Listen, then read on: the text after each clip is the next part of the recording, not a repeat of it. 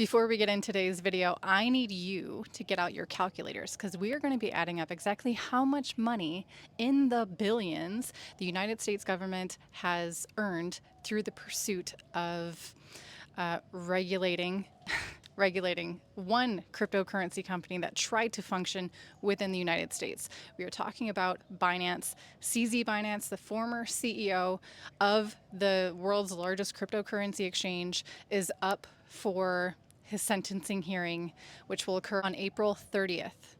Right off the bat, the Department of Justice is looking for the 3 years, 36 months for CZ to be locked up. The normal lockup period for these charges that have been put against him is 18 months. So they're looking for double and he will get it if the judge agrees with that sentence. This is what the Department of Justice wants to see CZ behind bars for at least 3 years, in addition to a $50 million fine.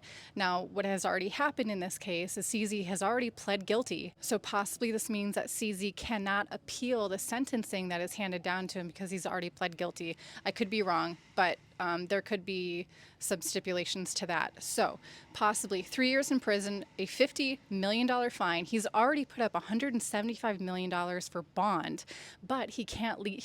He was not able to leave the United States because he was called a flight risk. Also, Binance itself, the company, has had to pay over $4 billion in fines, and that's so that it can continue to operate within the United States. The Binance.us is still in operations. So keep in mind, this is what's happening with one cryptocurrency exchange, the world's largest cryptocurrency exchange that wanted to function in what some consider to be the world's most powerful country. Certainly, if you're a United States citizen, you definitely think that the US is number one. But when it comes to cryptocurrency regulation and cryptocurrency friendliness, I would say the US is quite possibly last on the list at this point. Now, furthermore, Binance was awarded a much better license to operate within the UAE. There's also rumors that they will be able to function within India.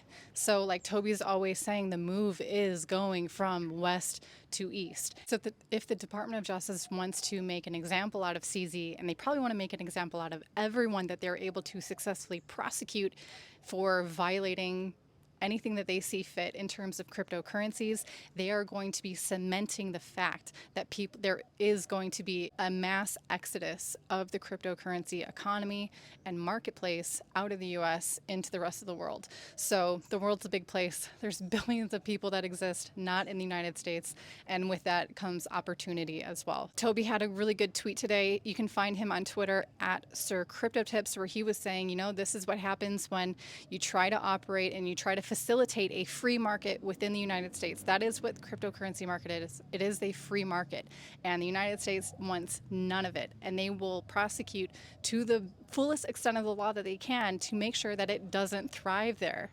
If you want to know which cryptocurrencies we are investing in, if you want to know which exchanges we are using to trade said cryptocurrencies, you can't do better than going to learningcrypto.com. That's going to wrap it up for today's episode. Thanks for watching. Hit like and subscribe. See you tomorrow.